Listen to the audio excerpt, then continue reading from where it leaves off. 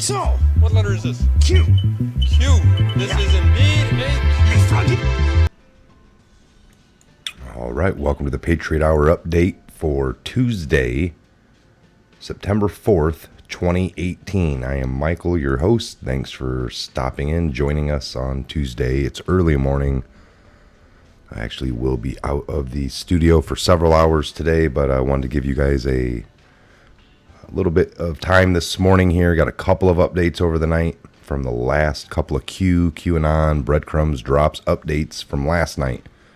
We got a few, nothing real major, but we're going to jump right on into them. If you're new to the channel, thanks for stopping by, folks. Please subscribe, like, share, comment. Take a look in the description box right underneath the videos. I always have the QAnon.app, the app. It's not really an app. It's a link. It's a website. It'll take you there for all of the Q posts that we go over and all of the links that are within. Typically never do I go through, grab each little link that's left for the post and then post them separately. It's just all within the QAnon.app website. Okay, so let's take a look in here. All right. Again, I hope everyone had a nice, long, extended weekend and everyone was safe and getting back to work today. All right, so again, the last one we went over here was the coordinated attempt by all the headlines, all the different accounts, all the social medias coming out against Trump and having like a string of the same, chronological order blasting. Trump blast Sessions. It was like the common thread. Had Kathy Griffin actually praising and hoping to keep Jeff Sessions. She never thought they'd say that. But that's how low they are right now, it says. All right, so basically Q repost a anonymous.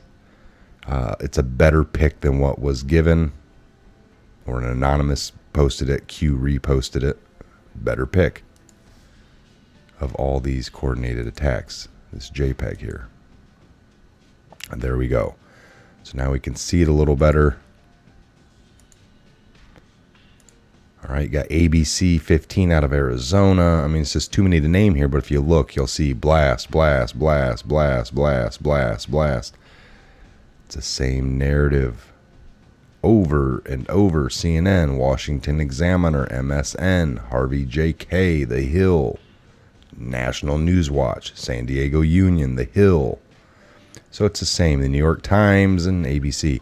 Tons of people, tons of journalists, or what appear to be ABC out of Arizona. So it's just a better pick of all the narrative, all right? We saw that last night, but it's just a better pick of it. Okay, moving up here to 2074. This came at 21:28. So we're talking 9:28 p.m. Facebook was created by DARPA to track a person's entire existence. We have talked about this, folks, all right? Founded on February 4th of 2014, 14 years ago. Run by DARPA, the Defense Department's research arm. Lifelong aim to gather in a single place just about anything an individual says, sees, or does. The phone calls made, the TV shows watched, the magazines read, the plane tickets bought, the emails sent and received. Out of this seamlessly endless ocean of information, computer scientists would plot distinctive routes in the data, mapping relationships, memories, events, and experiences. Are you awake yet? Great awakening. So we talked about this, folks. I mean, in the 80s, people had house phones, we had answering machines, and if you can remember going back to the 80s, even our parents would tell us, don't, on an answer machine, we're not going to say, hey, we're not home right now. Leave us a message. We'll get back to you once we get back home. It was like really thought about, like, oh, we don't want people to know we're not home. We just say we can't come to the phone. Don't say what we're doing or where we're at. And I was like, why? And then when they're like, that way, when somebody calls, they're not home. Let's go rob them. Like, well, don't only friends call, only people, family that we knew. And that was the case. You get a random wrong number, that person didn't really know where they called to or who's answering on what road. So, but nowadays with Facebook, people have all their friends, all their family, just like before, or people that would call in the 80s, but now you're posting that you're not home. I'm at the store. I'm on vacation. I'm over here. I'm here. I'm here. I'm here. Doing it for nothing, giving it all away for free. And a lot of times it's not just close and personal friends on your Facebook. You'll have random people that you meet. I know people do it all the time. You meet somebody within 20 minutes. Facebook, yeah, and you're connecting. And now you go for the next 5 years, never seeing that person again, but now they're on your feed, and anything you post, they see. Bigger than that, things that these intelligence agencies or government agencies needed to get warrants, go to courts for, are now getting it all for nothing. All right, they don't have to get courts, convince a judge, lie, manipulate data. They just have it for nothing. Okay, so think what you want on that. You can also think, I don't do anything wrong, so I have nothing to hide. That is the most common thread going around. All right, that was said in pre-World War II even. All right, people were saying, I don't do nothing wrong anyway, so it doesn't matter. Well, it's a bad road to start to go down. All right, you give them an inch, they're going to take a mile. All right, Facebook outrages today. At Jack, shadow bans lifted in the kill box 24. Legal cover pre_testimony. Twitter denies the current adoption of shadow banning regarding political viewpoints, etc. No discrimination, etc. Pride ourselves regarding no censorship, etc. Open and transparent. This is what the narrative we're going to hear. We don't do any political viewpoint shadow banning. We have no discrimination. We pride ourselves in having no censorship. We're open. We're transparent. It's the biggest lie we've seen yet, folks. Twitter re-engages shadow banning across the entire platform. You've been a bad boy. In the brackets, NP.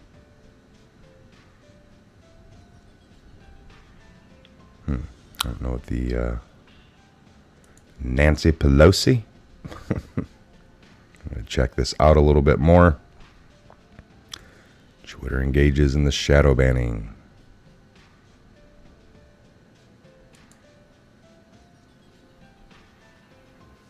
Pelosi Foundation versus Soros. They're so predictable. I heard about the outages earlier. We figured the shadow bans being lifted before testimony was a ruse. They have no intention of stopping, especially with the midterms coming up. They believe it all depends on that in order to try and get back some power. Power to try to control a situation which they never even have control over. Keck.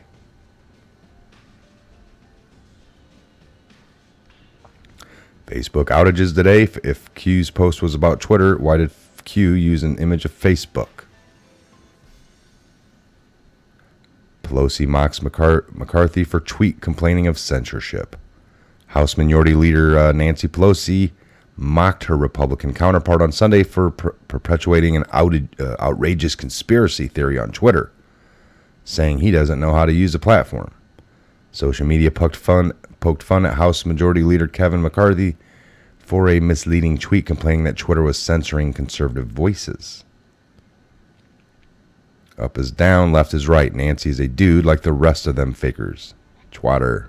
All right, so I kind of guessed on that. Nancy Pelosi, I thought that was correct. Nonprofit, Nancy Pelosi. That's pretty much the going. All right, we're going to get up here to 2075. This came at 2326. So we're talking just about a half hour before midnight yesterday on the 3rd, all right? So we got a JPEG here in March of 2009. After unsuccessful efforts to supply Secretary Clinton with a secure government smartphone, DS was informed that the Secretary Clinton's staff had been asking to use BlackBerry devices instead of in classified areas. The Assistant Secretary of DS then sent a classified memorandum to the Clinton Secretary Clinton's chief of staff that described the vulnerabilities associated with the use of BlackBerry devices, and also noted that the prohibition on the use of BlackBerry devices in sensitive areas. According to the DS official, shortly after the memorandum was delivered, Secretary Clinton approached the Assistant Secretary and told him she gets it.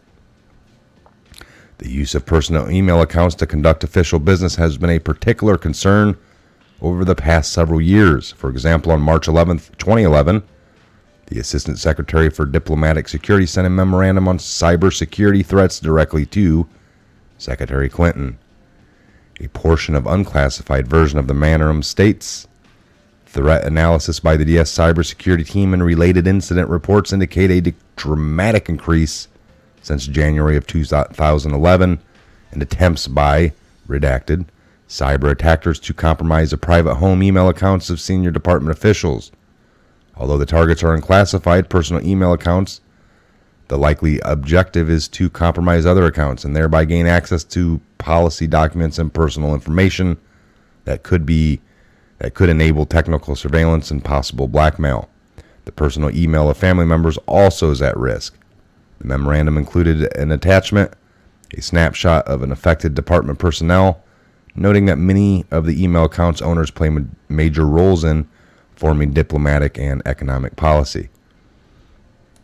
All right, so then they go on here a little bit more of personal web email for business, as some compromised home systems have been reconfigured by these actors to automatically forward copies of all composed emails to an undisclosed recipient. Following the March 11 memorandum, DS cybersecurity staff conducted 2 cybersecurity briefings of S and ES staff, the Secretary's immediate staff, and the Bureau of Public Affairs staff.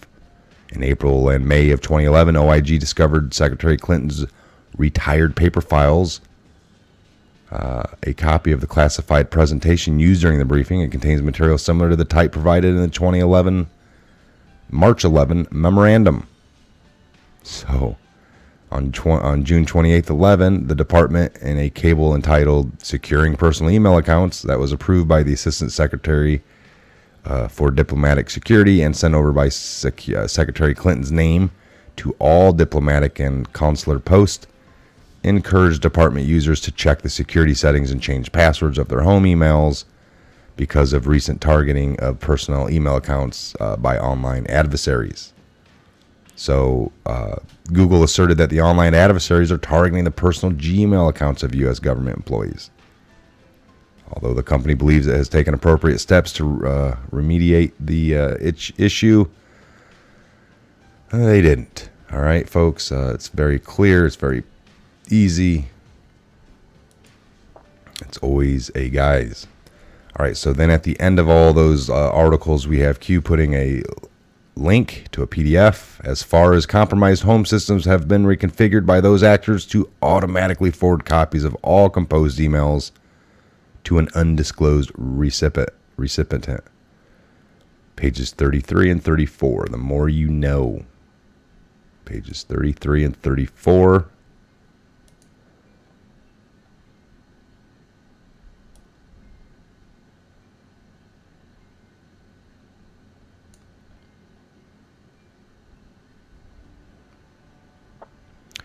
All right, so we got in July of 2005, the IRM introduced its BlackBerry service that provided domestic users access to their opennet.email, calendar, and contacts. From the beginning, the BlackBerry servers were required to be configured in accordance with the current DS Information Technology Security Guide, which contains an extensive list of security settings that lock down the devices. These security standards continue to apply to current department BlackBerry devices. In March of 2009, after unsuccessful efforts to supply Secretary Clinton with a secure, see, they keep me using secure, secretary and secure, and I'm seeing this from a distance, so let me make this a little bigger, folks. That might help. All right, so I was informed that Secretary Clinton staff had been asking to use BlackBerry devices inside these classified areas. The Assistant Secretary of DS then sent a classified memorandum to Secretary Clinton's Chief of Staff that described the vulnerabilities associated with the use of the BlackBerry devices. All right, so we kind of read these, and this is what was left for us in these articles, but these are very important. She was warned, she was told, we know this, and they just kept disregarding. It was almost like they knew they needed to use the BlackBerries. They weren't going to use anything else. Folks, it's just unbelievable. And when all this was going down and they had to turn stuff in, they were turning in broken, smashed SIM cards, devices smashed with hammers. Here's, like they're handing bags over with just all these parts falling out. Oh, here you go. Analyze this stuff. That is destroying evidence. That doesn't, unbelievable. The ignorance, and this is all paper trailed. So people were covering their butts. That didn't particularly wasn't part of their coup, their little overthrow, their little society. Just people that were actually maybe doing their job or covering their butts. Didn't have enough involved. The more we know, and the further along we get, the more we will know. All right, so we're nearing. There's something big coming, I believe, this week as far as some D-class. Let's keep an eye out for that and stay vigilant. All right, I'm Mike. This is a Patriot Hour update. Thanks for stopping by. Again, if you're new, please subscribe, ring the bell, toggle the switch. Toggle the switch to work with you and your device in the best possible manner for you. Again, we need to stay vigilant this week. Keep an eye on anything that gets released. All right, we get some D-class. Let's tear that down and get into it. We'll do that here at the Patriot Hour for you. So again, stay tuned. Keep an eye out for our next video. All right.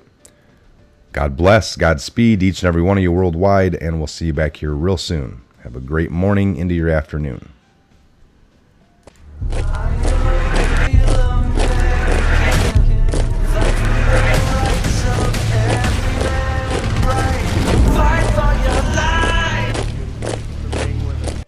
That is, Grover? I think so. What letter is this? Q. Q. This is indeed a Q. Hey, Froggy.